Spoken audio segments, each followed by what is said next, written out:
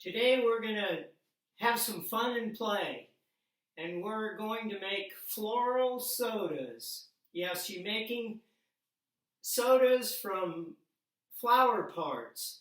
Now the first thing you have to understand is that if you're going to make sodas from flower parts, you have to make sure that the flowers you're using are edible. So look up online what flowers you're going to use and ask the question, are they edible? Now these are peonies. They're peonies at their end, but peonies make a very good flavored soda. And so we're going to use peonies, and I've already started some so you can see the end of the process. These are made out of comfrey flowers, and comfrey is a medicinal plant, so it's definitely edible. And the other is also peonies. And this is what they look like. If you can see the light through them, they pick up a lot of the color of the flowers. So the first thing, the flowers must be edible. Do a search online. And secondly, you want to use good water. So what I do is I gather rainwater, I filter it through a Berkey filter, which is a purification filter, and that way you know you have good quality water. Don't use tap water. If you don't have good water in your house, go out and buy a gallon of distilled water, and that'll make a good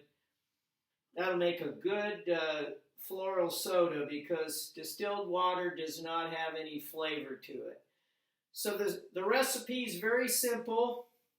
For every gallon of floral soda, use 2 lemons or 2 limes, and you're going to cut them open and you're going to squeeze them into the water. If you're using fresh flowers, you use 2 cups. You can press it down into a 2-cup jar. And then 2 cups of sugar. So 2 cups of sugar, 2 lemons or limes, and 2 cups of fresh flowers. If you want to try it from dried flowers, then use half as much. 1 cup of dried, like rose petals. So you just pick them right off the plant. Just stick it all in the jar, and the soda is carbonated by a fermentation process. And so the yeast is supplied by the flowers and flower parts and all the insects that visit the flower parts, and the sugar is supplied by what you buy at the store. This is organic sugar in the raw. But I would recommend, if you're going to try this out the first time, just buy the cheapest white sugar that you can, because it will have no flavor on its own. So there's the 2 cups of sugar. We put in our flower parts. And the other thing I like to add to ensure that you get enough yeast is I raise raspberries, and you can clip off a few pieces of raspberry cane and stick them in. Preferably pick the parts that have the thorns on them, up close to where the berries are produced. These have very few thorns, but I've been using them over and over again, so I get the yeast. I get the natural yeast that is used to create the fermentation, and I just save the canes afterwards. So you can use the canes over and over again. They're just an additional supply of yeast.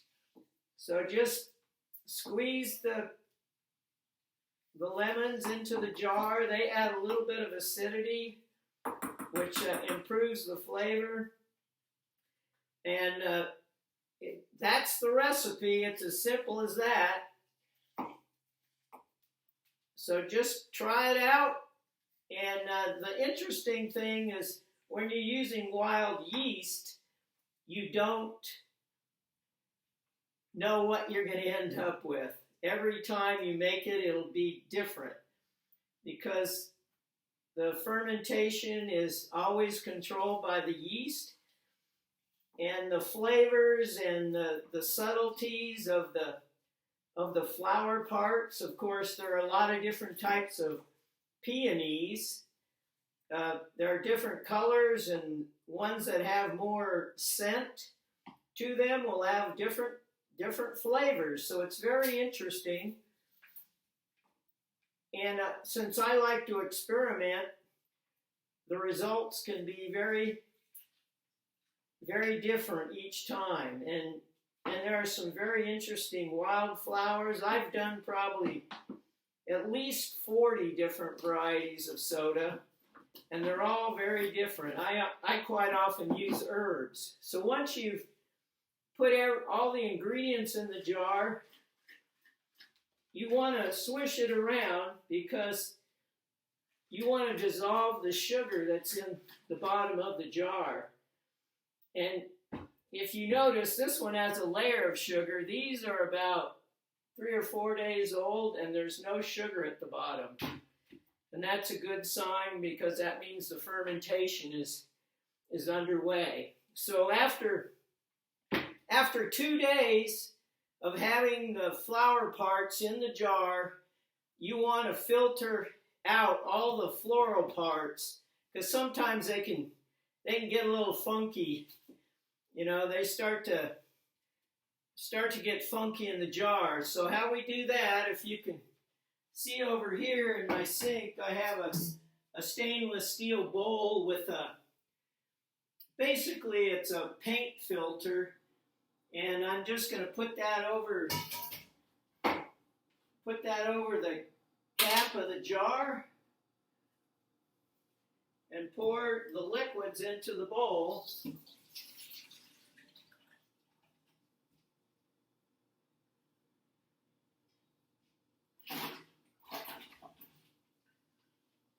And once the liquid's out, you can lift out the paint filter, squeeze the liquids out, and put it back in the jar.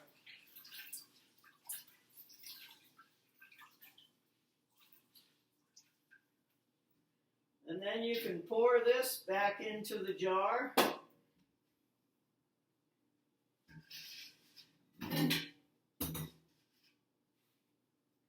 And I would recommend you use a big funnel if you have one, or you can use a canning funnel. That'll just help you hit the jar.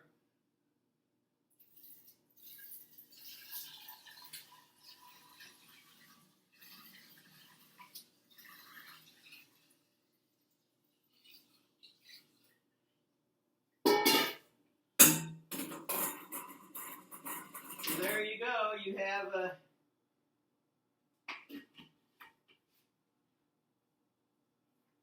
and then I'd recommend that you keep these jars in a cookie sheet or on a cookie sheet or inside of a bowl, because after a couple of days, 2 to 3 days at 80 degrees, you should start seeing bubbles rising from the bottom of these jars.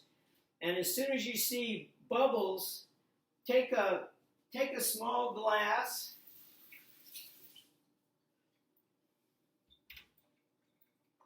This is a little eye cup, and you can just dip out a little bit of the soda to taste how sweet it is.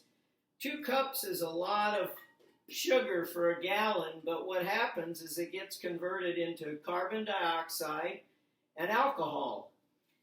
So taste it until it gets to the sweetness you like. This is still quite sweet.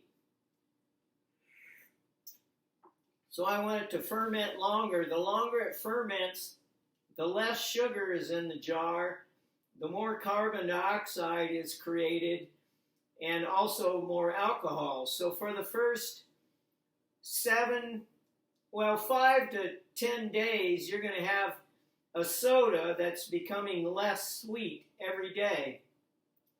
And after 10 or 12 days, you start to get a very dry alcoholic soda.